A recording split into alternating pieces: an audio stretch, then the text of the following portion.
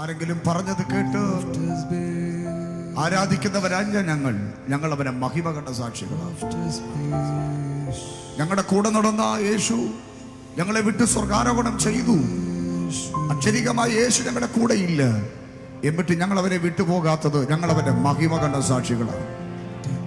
മഹിമ എന്ന് പറഞ്ഞാൽ മഹത്വം എന്നാണ് അർത്ഥം.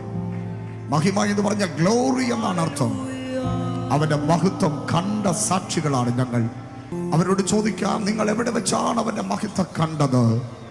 അവര് പറയാം, മലയുടെ മുകളിൽ, ആ കുന്നിന്റെ മുകളിൽ, ആ പർവ്വതത്തിന്റെ മുകളിൽ, ഒത്തിരി കയറ്റങ്ങളുള്ള, ഒത്തിരി ചൂടുള്ള, ഒത്തിരി പ്രതികൂലങ്ങളുള്ള, ഒത്തിരി പ്രതിസന്ധികളുള്ള ആ മലയുടെ മുകളിലാണ് ഞങ്ങൾ അവന്റെ മഹത്വം കണ്ടത്.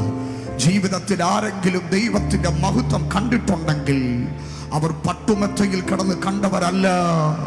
അവർ അത് കണ്ടത് അവരുടെ വേദനയുടെ അനുഭവങ്ങളിൽ മാത്രമാണ്.